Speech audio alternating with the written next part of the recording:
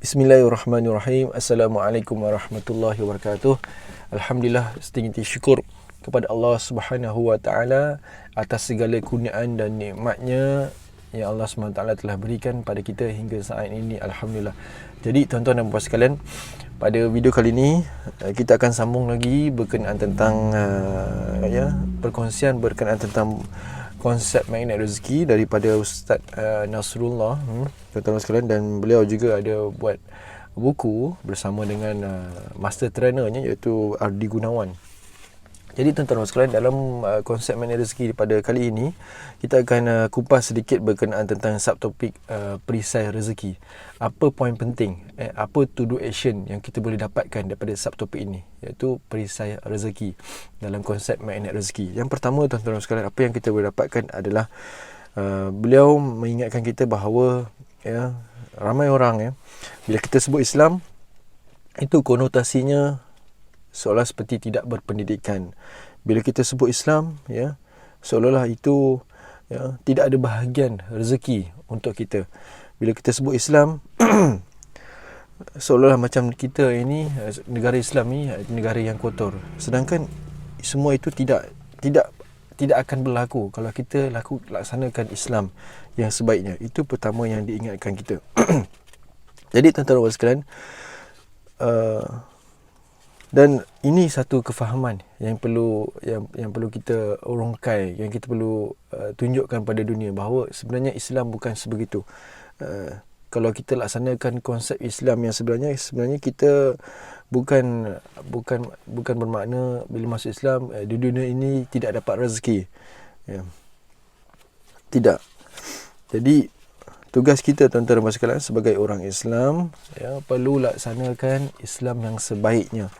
Itu pertama, to do action. Perlu kita laksanakan Islam yang sebaiknya, supaya bila kita sebut Islam bukan bermaksud miskin, bukan bermaksud kotor, bukan bermaksud tak dapat rezeki dan sebagainya. Itu pertama, to do action, untuk kita laksanakan Islam sebaiknya. Yang kedua tuan-tuan dan sekalian, beliau petik lagi berkenaan tentang perisai. Apa to do action kita terhadap perisai ini? Bahawa tuan-tuan dan sekalian, orang yang tidak mendapatkan rezekinya adalah orang yang cinta betul dengan perisainya, iaitu dosa. Perisai itu adalah dosa. Jadi tuan-tuan dan sekalian, yang perlu kita buat adalah perlu membuang, menjauhkan diri daripada perisai tersebut, menjauhkan diri daripada dosa tersebut. Kerana apa tuan-tuan? Bila kita cinta betul akan perisai, bila kita cinta betul akan dosa kita, maka itu akan menjauhkan kita daripada rezeki yang berkat, rezeki yang melimpah ruah. Kerana rezeki itu konsepnya datang seperti banjir, banyak gitu. Tapi bila kita ada perisai yang kita cintai, dosa yang kita sayangi, maka itu akan menghalang diri kita daripada menerima rezeki yang seperti banjir yang banyak tadi. Jadi to-do action kita adalah perlu membuang perisai, perlu membuang perisai, iaitu dosa-dosa yang selama ini kita sayangi, yang kita tak sedari kita betul-betul cintai, yang kita betul pegang.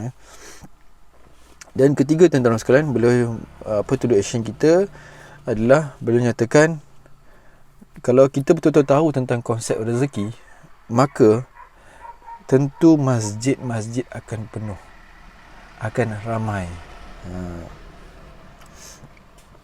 Kalau kita tahu bahawa yang kita lakukan ini yang sebenar-benarnya adalah bukan sekadar mencari rezeki, tetapi melepaskan perisai-perisai kita, insya-Allah rezeki akan datang kepada kita. Jadi itu yang ketiga. Tentu masjid akan ramai kalau semua orang tahu tentang konsep rezeki. Dan ramai orang mencari rezeki. Tak salah, kita bukan sekadar mencari rezeki, tetapi kita perlu melepaskan perisai-perisai. InsyaAllah rezeki akan mudah datang kepada kita. Itu yang ketiga. Jadi perlu penuhkan masjid, insyaAllah. Kemudian yang keempat, yang kita boleh dapati, bila mana kita melepaskan perisai dosa kita, maka beliau kaitkan dengan surah Nuh ayat 11, nescaya dia, iaitu Allah, akan menurunkan hujan yang lebat dari langit kepadamu. Dan juga dalam surah Nuh ayat 12 Allah mengatakan, dan dia memperbanyakkan harta dan anak-anakmu dan mengadakan kebun-kebun untukmu dan mengadakan sungai-sungai untukmu. Dan beliau katakan itulah janji Allah kepada mereka-mereka yang mahu melepaskan perisainya. Jadi tuan-tuan sekalian, to do action kita, apa yang kita boleh ambil adalah kita perlu bongkar segala perisai, kaji balik, semak balik apa perisai-perisai yang kita secara tak sedar kita telah pegang, apa dosa-dosa kita, supaya Allah dapat tambahkan rezeki yang berkat kepada kita. Jadi kemudian tuan-tuan sekalian, kelima peringatannya adalah, adakah kita tak perlu bekerja kalau kita kata kita perlu hanya cari perisai, hanya perlu buang perisai dan sebagainya. Boleh nyatakan yang kelima, kita perlu saja tetap bekerja. Boleh petik konsep lagu, sebuah lagu yang bertajuk Cicak-cicak di Dinding. Umpamakan seperti cicak. Cicak kalau dia nak makan, dia akan cari serangga. Kemudian, bila dia nak ngap serangga tu, boleh jadi kadang-kadang dia jatuh, kan? Kita mesti pernah tengok cicak jatuh daripada dinding. Dan tuan-tuan sekalian, bila dia jatuh, cicak jatuh, tentu dia akan naik balik. Dia nak makan lagi, dia nak makan, nak cari balik makan mangsa dia. Jadi begitulah manusia. Kita boleh mencari rezeki. Seperti mana konsep dalam lagu tadi, konsep cicak tadi. Banyak berusaha, kita jatuh, kita berusaha. Tetap. Dan juga tuan-tuan sekalian, dalam masa sama kita jangan lupa untuk bongkar segala perisai dan dosa kita. Jadi teruskan cari rezeki, tidak ada masalah. Bila kita gagal bangun, tapi terus bongkar segala perisai dan dosa kita.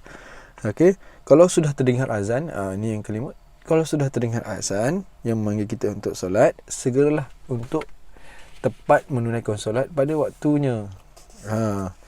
Kalau boleh sekarang ni isu tak menentu kesihatan, kan. Jadi semua orang perlu duduk di rumah. Tapi kalau duduk di rumah tu, sama-sama saya ingatkan diri saya untuk sebelum azan tu kita dah tahu dah, 10 minit sebelum azan kita dah standby di tikar sejadah untuk mengaji, untuk zikir dan sebagainya. Itu short dulu. Masuklah ke dalam masjid, zikir dulu, kemudian sama-sama jemaah dengan imam.